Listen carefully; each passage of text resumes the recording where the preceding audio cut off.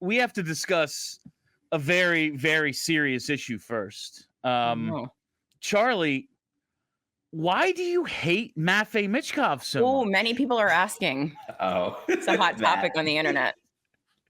Why don't you believe in Matvei Michkov? What are you?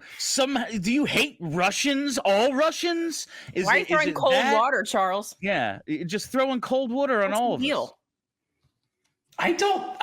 It's very obvious that I think extremely highly of Matvei Michkov. I do, and I think that most likely he is going to be a really, really good NHL player. I just am my general. And I've said this on the show before. If there's one connecting thread for basically everything I tweet and say, it is be less certain. And I think that is my overarching philosophy on hockey. Be less certain. When people are certain that things are going to be bad, I tend to push back and say they might be good. They might not be as terrible as you think. When people are certain things are going to be good, I tend to say maybe there is a chance that this isn't going to play out exactly the way you're dreaming it's going to play out.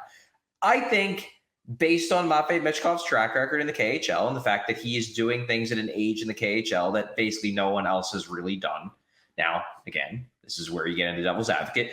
The KHL is not as good as it used to be. So it where it was 6-7 years ago is not where it is today. So that is something you have to keep in mind. But based on the records that he has put up in the KHL thus far as a teenager, based on what I know about his talent level, based upon the conversation I've had with people I trust, I am fairly confident that Matvei Michkov is going to be a really, really good NHL player. But I'm not willing to say with certainty that he's going to be a star, because it's really, really hard to become a star in the NHL level. And while that's obviously what we're rooting for, I'm not ready to say that he's going to be a star. But to be clear, I wouldn't be ready to say that about anyone. Like, I don't think I'm ready to say that about Macklin Celebrini. And I think Macklin Celebrini, first overall pick. I'm not ready to say he's going to be a superstar. Now, I'm very easily going to say he's going to be an above-average NHL player. It's really hard to be a superstar. And while those two guys right now, Celebrini and Michkov, probably have the best chances of being superstars out of all the prospects in hockey right now, I could see worlds where both of them end up just being good players. And I'm not ready to just guarantee that Matvei Michkov's going to be a superstar. Some people are, and that's fine. If you're a fan of the Flyers and you want to guarantee, you want to say that Matvei Michkov is definitely going to be a star, and I know because that's the only way I envision it playing out, that's fair. That's the fun of being a fan. I'm covering the team, and I've seen enough players who I thought were going to be really good end up just being okay to say with 100% certainty that Matvei Michkov is going to be a star. Let me ask you a question. So, okay. If he's not Sidney Crosby, Connor McDavid, Nathan MacKinnon, if he's like the tier down from that, like, do we imagine people are going to be pissy about that? Or do we think we're okay with, like, I'm trying to think who I would put in that tier. My brain is blank. Travis Konechny. No, I'm just kidding. That was a joke. Like Leon Draisaitl. Like, if he's, just one tick down from superstar, like that's still good, right? Kelly, here's my answer to that. That is the level, in my opinion, that Claude Giroux was at, and people yelled at him and said he wasn't a star. Well, so, yes. Charlie, you make a good point. We're in for a long time. Yeah, that level means you need another one of him. Like, that's what that means. Like a light version of him, like the way you have McDavid and then Draisaitl. Draisaitl's probably amazing without McDavid, but there's no way he's a $14 million player without McDavid, Like, the way it's like McDavid light is your number two. If he's that step down, Michkov, pronouns, pal, if Michkov is that step down, then you need another Michkov, because you don't that's what that means. I wouldn't go that far. Does Nathan MacKinnon have a step down? Who's the step down in And like, who's Brandon, Landeskog, Makar. And they I have always the forget best. about Landeskog they because have- he was dead for 10 years. I mean, he is still top dead. 3 defensemen. Yeah. He's coming back, Charlie. Landeskog is coming back, he said. I really hope Gabriel so. Landeskog comes back. I like him a lot as a player. I want him to return from this injury. Yeah. But Makar is probably like I guess. the other Batman to McKinnon's Batman. But honestly, Nathan MacKinnon, he's honestly a perfect example. And I'm going to pull up the numbers here because Nathan MacKinnon, I think we all agree, is one of the top 5 best players in the NHL right now, if Best not in the like league, if you ask me. if not top 3. Okay, Nathan MacKinnon is awesome. We all agree Nathan MacKinnon is awesome.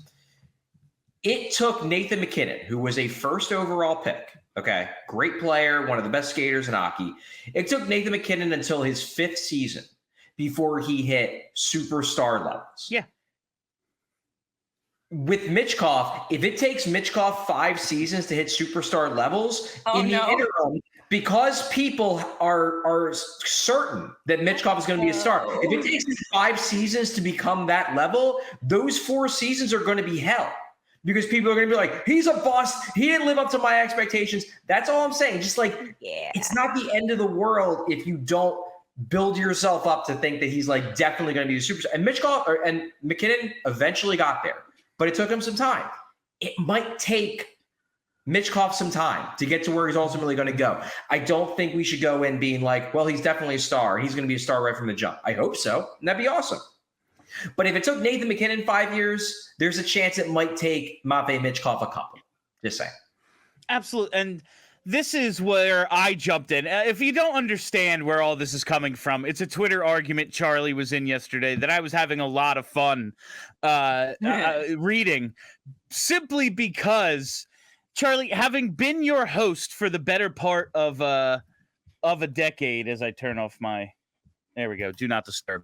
Having been your host for the better part of a decade, you do have to learn. Charlie is not going to just give you, and I think it's great. I think it's a great way to be an analyst, especially for what Charlie does. He's not going to sit here and be someone we hate, like a talking head who just spouts off hot takes. Like that's not what you're going to get out of Charlie. And if it was, something tells me Broad Street Hockey and then now PHLY Flyers would not exist, and certainly not to the level of success it did, because every clip that one of us got wrong, it would be like, well, they got it wrong. And that's really what it comes down to, is people, even though they say they hate Skip Bayless, they hate Stephen A. Oh, no, they destroyed sports media. There's a reason those guys are millionaires and their shows have been on forever. Like people actually want it, even though they say they hate it. And like, that's not the kind of show I'm interested in doing, because it's disingenuous and I've tried it and it sucks. I don't like it. So I do this kind of show instead. But I think I learned a lot of that from doing the show with Charlie, where it's, you don't just have to say X, Y, and Z and then be like, I was right about Z. Everybody tell me, look how right I was. At the end of the day, being right and wrong doesn't freaking matter. And you can tell that because Stephen A. Smith and Skip Bayless are millionaires whose shows have been on forever. And they're wrong usually. But people just love the clips. They love something they can dunk on. And if you don't give them something that they can bookmark and come back to and say, see what you were wrong about, it's like, no, what we're trying to do is, yes, absolutely entertain you. And that's why I say I do the singing and dancing. And Charlie does the facts. Like, what we're trying to do here is give you a show where you can just form an opinion based on the information we give you. I have lots of opinions. They change regularly because oftentimes I forget what they are. I